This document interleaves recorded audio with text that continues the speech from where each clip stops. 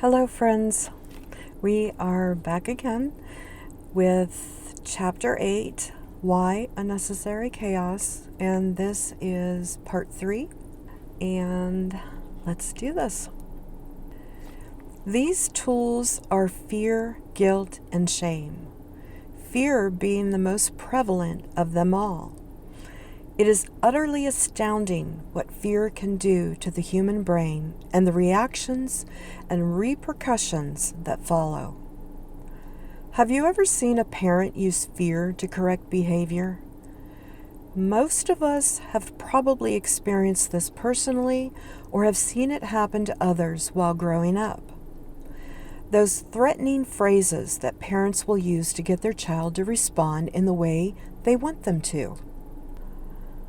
Such as, wait until I tell your dad or your mom. God, Santa Claus, or whomever you choose to use is watching you. You better not do this or that. Or parents will use guilt and shame to get their child to respond in the way they want them to. With such phrases as, you should always share with your sister or brother. Don't be so selfish. Why do you always say that, do that, or act that way when you know it bothers me? When we're parents trying to raise our children, we usually just do what we have been taught to do by our own parents, or what we believe is the right thing to do at that time. We learn as we go. If you have several children, then by the time you're raising your last child, hopefully you've learned a few lessons along the way and you do things differently with them than what you did with your first child. It's part of the parent-child learning process. Although it can be damaging to the child's self-esteem, and by no means am I downgrading that negative effect that usually ensues. It is, however, more than likely not a deliberate act on the parent's part. At least, I would hope not. But what we're talking about in this chapter is not about parenting. It's about the society we live in. When individuals with power deliberately use tools of influence such as fear, guilt, and shame to get the masses to respond in the way that they want them to, then that's control on a whole new level. Control that causes generations of repeated cycles, like loops of mechanical behavior that are impossible to get out of if you are not consciously aware of it. That's where media comes in. Media of all sorts. News, television, social media, radio, speeches from authoritarian figures, word of mouth. All of these outlets are used as tools of influence. What better way to cause fear in the masses than by using contradictory stories or stories that are constantly changing direction, or newfound information that validates prior stories that were previously dismissed? This causes confusion. And when a human being is in a consistent state of confusion, they will most certainly gravitate into a state of fear. When a human being is in a state of fear, they can easily and almost effortlessly be controlled. We refer to this method of control in psychology as gaslighting.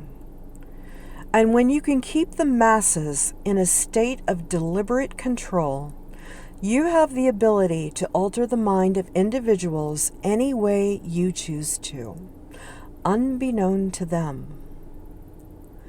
This is where the necessary chaos comes in. Have you begun to notice that societal structures, patriarchy, monarchy, religious, political, that have been upheld for centuries are beginning to crumble? Have you noticed that people are beginning to question belief systems that have been passed down generation after generation? Have you noticed that as these structures and belief systems begin crumbling, that there has been desperate attempts to create fear and division amongst the masses? Have you noticed any of this? Has it made you begin to think more independently, more consciously? Have you begun to question your own belief systems and recognize if some of them are outdated and don't apply anymore to your life? Have you begun looking all around you with more awareness and more curiosity?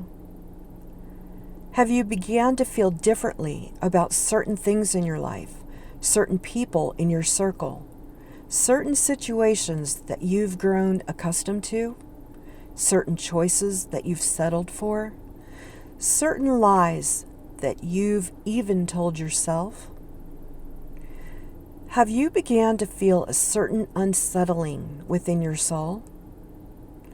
Have you begun waking up and taking the blinders off? If you haven't experienced any of this yet, don't fret. You will. This is what a necessary chaos does in your life and in the lives of many. In fact, this is what a necessary chaos does in the lives of people on a global scale. When you begin to become consciously aware of yourself, that awareness overflows into all areas of your life. When that occurs, it creates a positive ripple effect that takes place that can cross through time, space, and dimensions. Remember, everything is multifaceted and everything is connected. We are in this necessary chaos because this is what is causing new creations, new beliefs, new birth, new ways of doing things, a new way of being, and much needed awareness and awakenings that are wonderfully forging forth. There is a season for everything, it's true. There's been a long season of societal hierarchies running the show, and they've made little and big messes all over the place without taking responsibility and correcting those messes. The tide always turns. It may feel like it's taking forever for the tide to turn, but it always turns. Do you remember what I said on the second page of this chapter?